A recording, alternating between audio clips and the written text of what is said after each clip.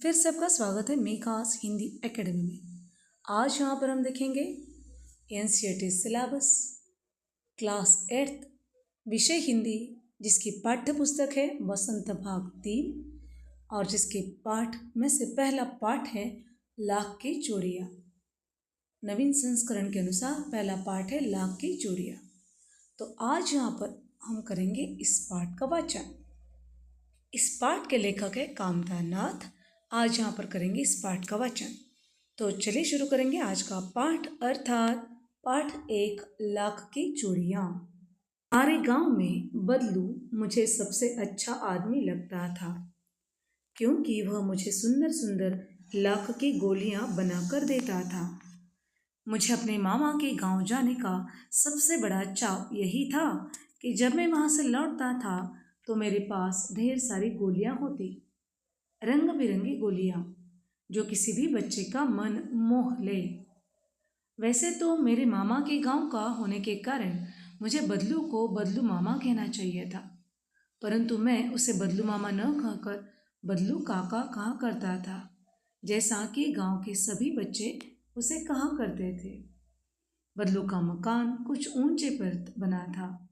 मकान के सामने बड़ा सा सहन था, जिसमें एक पुराना नीम का वृक्ष लगा था। उसी के नीचे बैठकर बदलू अपना काम किया करता था। बगल में भट्टी दहकती रहती, जिसमें वह लाख पिघलाया करता। सामने एक लकड़ी की चौखट पड़ी रहती, जिस पर लाख के मुलायम होने पर वह उसे सलाख के समान पतला करके चूड़ी का आकार देता। पास में 4-6 विभिन्न आकार की बेलन नुमा मुंगेरियां रखी रहती, जो आगे से कुछ पतली और पीछे से मोटी होती। लाख की चूड़ी का आकार देकर वह उन्हें मुंगेरियों पर चढ़ाकर गोल और चिकना बनाता, और तब एक एक कर पूरे हाथ की चूड़ियां बना चुकने के पश्चात वह उन पर रंग करता। बदलू यह कार्य सदा ही एक मचिए पर बैठकर किया करता था, जो बहुत ही पुरानी थी। बगल में ही उसका हुक्का रखा रहता, जिसे वह बीच बीच में पीता रहता। गांव में मेरा दोपहर का समय अधिकतर बदलू के पास बीतता। वह मुझे लल्ला कहा करता और मेरे पहुंचते ही मेरे लिए तुरंत एक मचिया मंगा देता। मैं घंटों बैठे बैठे उसे इस प्रकार चूड़ियां बनाते देखता रहता। लगभग रोज ही वह 4-6 जोड़े चूड़ियां बनाता। पूरा जोड़ा बना लेने पर वह उसे बेलन पर चढ़ाकर कुछ क्षण चुपचाप देखता रहता, मानो वह बेलन न होकर किसी नववधू की कलाई हो। बदलू मनीहार था। चूड़ियां बनाना उसका पैतृक पेशा था और वास्तव में वह बहुत ही सुंदर चूड़ियां बनाता था। उसकी बनाई हुई चूड़ियों की खपत भी बहुत थी। उस गांव में तो सभी स्त्रियां उसकी बनाई हुई चूड़ियां पहनती ही थी। आसपास के गांव के लोग भी उसे चूड़ियां ले जाते थे, परंतु वह कभी भी चूड़ियों को पैसों से न बेचता था। उसका अभी तक वस्तु विनिमय का तरीका था और लोग अनाज के बदले उसे चूड़ियां ले जाते थे। बदलू स्वभाव से बहुत सीधा साधा था। मैंने कभी भी उसे किसी से झगड़ते नहीं देखा।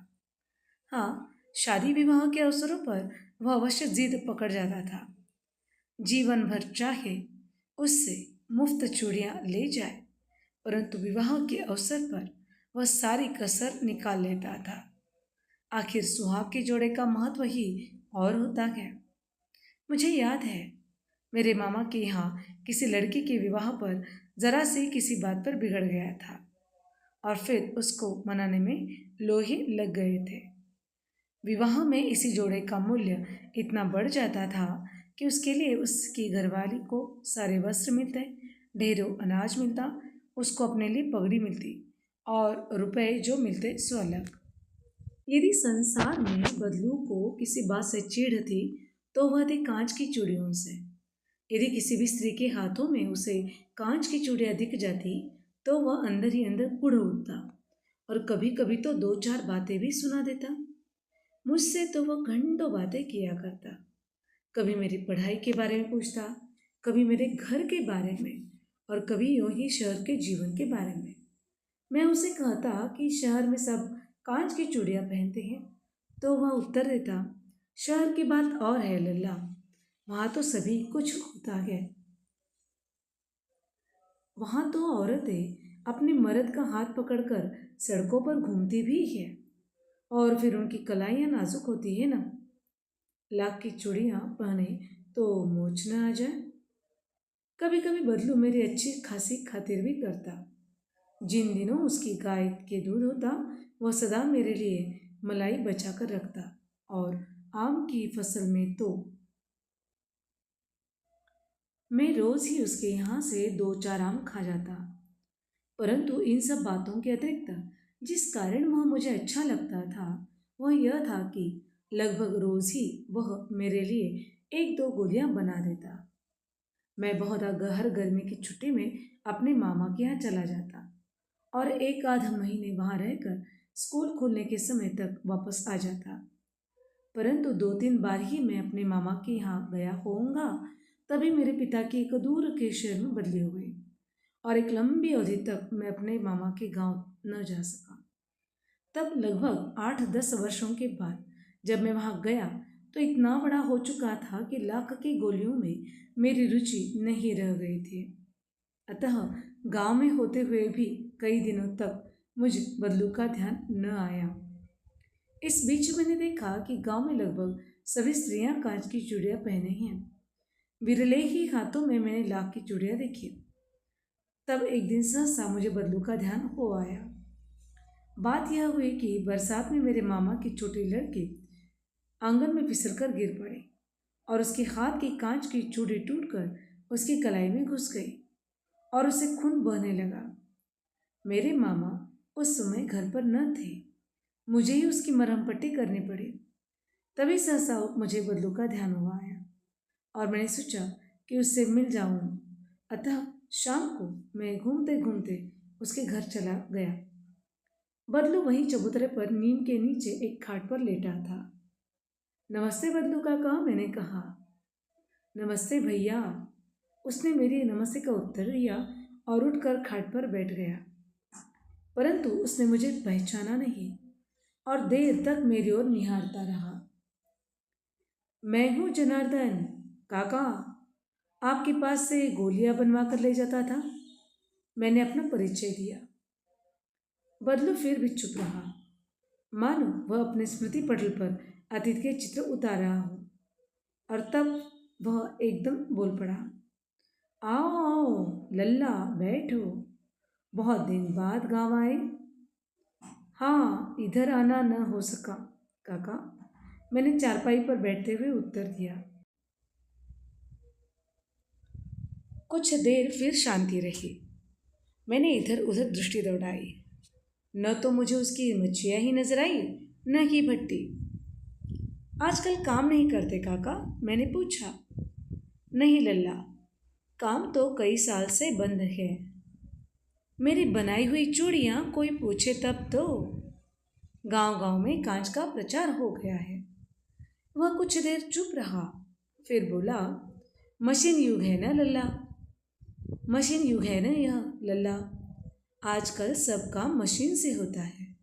खेत भी मशीन से जोते जाते हैं, और फिर जो सुंदरता कांच की चूड़ियों में होती है, लाख में कहाँ संभव है। लेकिन कांच बड़ा खतरनाक होता है, बड़ी जल्दी टूट जाता है, मैंने कहा। नाजुक तो फिर होता ही है लल्ला। कहते कहते उसे खांसी आ गई, और वह देर तक खांसता रहा। मुझे लगा उसे दमा है। अवस्था के साथ साथ उसका शरीर ढल चुका था। उसके हाथों पर और माथे पर नसें उभर आई थी। जाने कैसे उसने मेरी शंका भांप ली और बोला, दमा नहीं है मुझे, फसली खांसी है। यही महीने 2 महीने से आ रही है। 10-15 दिन में ठीक हो जाएगी। मैं चुप रहा। मुझे लगा उसके अंदर कोई बहुत बड़ी व्यथा छिपी है। मैं देर तक सोचता रहा कि इस मशीन युग ने कितने हाथ काट दिए हैं। कुछ देर फिर शांति रही, जो मुझे अच्छी नहीं लगी। आम की फसल अब कैसी है काका? कुछ देर पश्चात मैंने बात का विषय बदलते हुए पूछा। अच्छी है लल्ला, बहुत अच्छी है, उसने लहक कर उत्तर दिया और अंदर अपनी बेटी को आवाज़ दी। अरे रज्जो, लल्ला के लिए आम तो ले आ। फिर मेरी ओर मुखातिब होकर बोला, माफ़ करना लल्ला, तुम्हें आम खिलाना भूल गया था। नहीं नहीं काका, आम तो इस साल बहुत खाए हैं। वाह वाह, बिना आम खिलाए कैसे जाने दूंगा तुमको। मैं चुप हो गया था मैं चुप हो गया था। मुझे वो दिन याद हुआ है जब वह मेरे लिए मलाई बचा कर रखता था। गाय तो अच्छी है ना काका, मैंने पूछा। गाय कहाँ है लल्ला, 2 साल हुए बेच दी, कहाँ से खिलाता। इतने में रज्जो उसकी बेटी अंदर से एक डलिया डलिया में ढेर से आम ले आई। यह तो बहुत है काका, इतने कहाँ खा पाऊंगा, मैंने कहा। वाह वाह, वह हंस पड़ा। शहरी ठहरे ना, मैं तुम्हारी उम्र का था तो उसके इसके चौगुने आम एक बखत में खा जाता था। आप लोगों की बात और है, मैंने उत्तर दिया। अच्छा बेटी, लल्ला को 4-5 आम छांट कर दो, सिंदूरी वाले देना। देखो लल्ला कैसे है, इसी साल यह पेड़ तैयार हुआ है। रज्जो ने 4-5 आम अंजुली में लेकर मेरी ओर बढ़ा दिए। आम लेने के लिए मैंने हाथ बढ़ाया तो मेरी निगाह एक क्षण के लिए उसके हाथों पर ठिठक गई। गोरी गोरी कलाइयों पर लाख की चूड़ियाँ बहुत ही फब रही थी। बदलू ने मेरी दृष्टि देख ली और बोल पड़ा, यही आखिरी जोड़ा बनाया था जमींदार साहब की बेटी के विवाह पर। 10 आने पैसे मुझको दे रहे थे, मैंने जोड़ा नहीं दिया, कहा शहर ले जाओ, शहर से ले आओ। मैंने आम ले लिए और खाकर थोड़ी देर पश्चात चला आया।